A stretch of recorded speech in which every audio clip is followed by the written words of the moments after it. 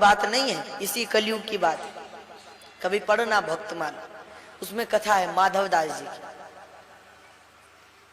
ठीक है, माधव दास जी नाम के भगवान के बड़े भक्त थे, जगन्नाथपुरी में रहते थे। शाम के समय जब समुद्र किनारे बैठते थे, टहलने आते थे, तो भगवान जगन्नाथ स्वयं ने दर्शन देते थे और इनसे बात करते थे। दोनों का ऐसा संबंध मित्र जैसा भाव बन गया था। अपनी अपनी बातें करते कि भाई क्या हुआ, कैसे हुआ। और तब माधव दास जी भगवान को लेकर अपने घर पे आ जाते और दोनों मिलकर भोजन बनाते, भोजन पाते और भगवान अंतर ध्यान हो जाते भोजन करने के पश्चात। ऐसे ही चलता था। एक दिन के बाद भगवान यहाँ उदास बैठे, बड़े परेशान। तो माधव दास जी है, माधव दास जी ने पूछा, कन्हैया क्या बात है, आज बड़े परेशान लगे, तुमसे सारी दुनिया परेशान है। वृंदावन में रहे तो वृंदावन वाले परेशान, मथुरा गए तो मथुरा वाले परेशान, आज तुम परेशान क्यों? तो कन्हैया ने कहा कि भाई ऐसा है, पहले वृंदावन गोकुल में रहते थे तो कई मित्र थे हमारे, खूब मिलकर चोरी करते थे। सालों बीत गए, द्वापर चला गया, कलयुग आ गया, कब से चोरी नहीं की। तो माधव दास जी ने कहा तो क्या, वो द्वापर था, तुम्हारी शैतानियों को लोग सह लेते थे, राजा जेल में बंद कर दे, चोरी मत करना है। कन्हैया बोले तो क्या करें, मुख लटका कर बैठ गए। तो माधव दास जी ने कहा तो तुम ही बताओ क्या करना है। कन्हैया ने कहा कि भाई तुम चलो हमारे साथ चोरी करने। माधव दास जी बेचारे संत महात्मा जी बोले महाराज चोरी, जीवन भर माला जपी है, चोरी कभी नहीं की, हमें चोरी करनी नहीं आती। कन्हैया ने कहा उसमें कौन सी बड़ी बात है, हम सिखा देंगे, तुम चलो तो सही, तैयार तो हो। माधव दास जी ने कहा तो चलो। कैसे क्या करना पड़ता है? भगवान ने कहा कुछ बातों का ध्यान रखना पड़ता है। क्या? बोले एक तो फुर्ती रखनी पड़ती है, कभी को पीछे से भी दौड़े तो फुर्ती से भाग जाओ, पहली फुर्ती रखनी पड़ती, यही सूत्र है चोरी का। ठीक है महाराज, कहाँ चले? राजा की वाटिका में, वहां कटहल लगे हुए हैं, उन्हें चुरा कर लाएंगे और उसका ही भोजन बनाएंगे आज। माधव दास जी ने हंसते हुए कार्य कन्हैया, राजा हमारा शिष्य है, उसे कह देंगे वो रोज तुम्हारे लिए कटहल भिजवा दिया करेगा, चोरी करने की क्या आवश्यकता। कन्हैया ने कहा जो आनंद चोरी में है वो फ्री में नहीं है, हम तो चोरी करने जाएंगे।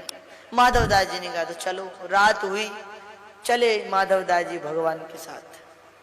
अब चोरी करने पहली बार गए थे, कुछ पता नहीं था चोरी के बारे में। अब महात्मा ठहरे, जीवन भर माला जपी, संसार के बारे में पता नहीं, यहां चोरी करने आए तो महाराज क्या बताए। कन्हैया ने कहा कि भाई पहले प्लान जो है, हमारा प्रोजेक्ट है, वो तुम्हें समझा दे क्या करना है। तो भगवान ने दिखाया, मिट्टी पे एक नक्शा तैयार किया कि भाई यहाँ पे पेड़, तुम चढ़ना, कटहल गिराना, हम ले लेंगे, तुम भी उतर जाना और चुपचाप घर चल देंगे, सीधा साधा प्रोजेक्ट है। माधव दास जी ने कहा ठीक। अब रात का समय, चोरी होती रात में है अधिकतर, रात में तो बड़े बड़े चोर चोरी करके भाग जाए, पकड़े ना जाए। माधव दास जी महाराज से भगवान ने कहा चढ़ो, पेड़ पर चढ़ो। अब वो बेचारे सीधे साधे आदमी जोर से बोले इस वाले पर या इस वाले पर। माली बोला मैं बताता हूं किस वाले पे चढ़ना है। डंडा लेके आया, उसने देखा तो भगवान ने झट से माधव दास जी को झाड़ी में छुपा दिया। भगवान बोले चुप चुप रहो। माली आया, देखा उसने कि यहाँ तो कोई। माली ने सोचा लगता है रात में भी कान बज रहे हैं हमारे, दिन भर हम यही कहते रहते हैं कि चोरी मत करो, तो अब हमें भी रात में भी आदत पड़ गई, अब सपने में वही दिखते हैं। भगवान ने कहा इतनी तेज क्यों बोल रहे हो? अरे चोरी में धीरे बोलना पड़ता है। लो इस वाले पेड़ पे चढ़ो,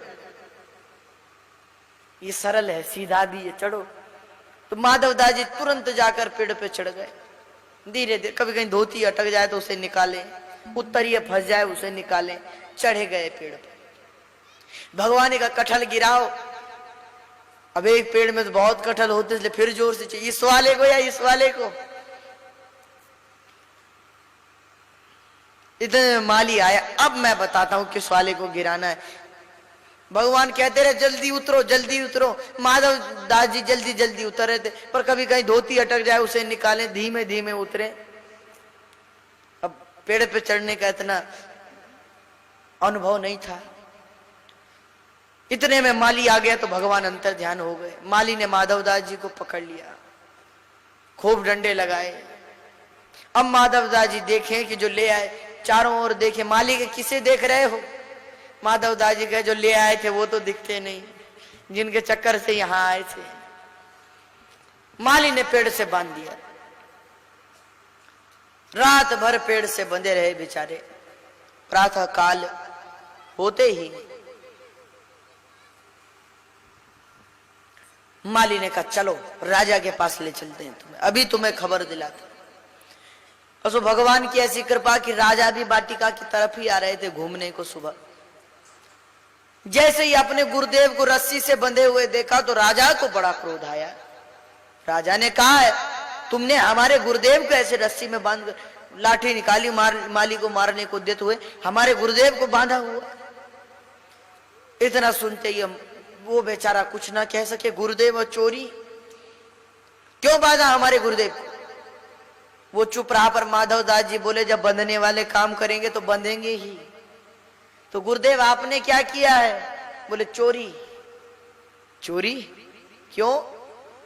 मुझे पहले घर चलो तब सारी बात बताएंगे। राजमहल आए, स्नान ध्यान बंदन किया। और माधवदास जी, राजा बोले महाराज चोरी आपने क्यों? हमें तो आप कहते चोरी नहीं करनी चाहिए। माधवदास जी बोले क्या बताएं राजा?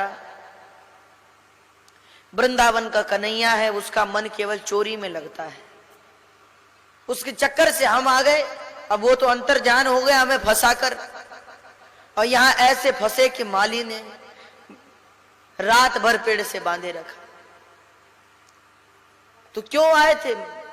अरे बोले उसने कहा कटहल चुराने चलना है, सो हम आए थे। राजा इतने भक्त हृदय, गुरुदेव से कहा कि जहां वाटिका में भगवान चोरी करें, राजा ने वो वाटिका ही भगवान जगन्नाथ के नाम लिख दी। और जो पेपर थे वो गुरुदेव को दे दिए कि महाराज आज से वाटिका भगवान के नाम। तो सब कागज लेकर शाम के समय माधवदास जी समुद्र किनारे आए तो भगवान बैठे हुए। बोले कैसी कटी रात? माधवदास जी ने कहा हमारी जैसी कटी वैसी कटी। पर महाराज हमने सुना है कि चौराग्रगण्यम पुरुषम नमामि, तुम दुनिया के सबसे बड़े चोर हो, पर क्या खाक के चोर हो? एक कटहल तक नहीं ला सके वहां से, और हमें देखो पूरा बगीचा तुम्हारे नाम लिखा कर लाए।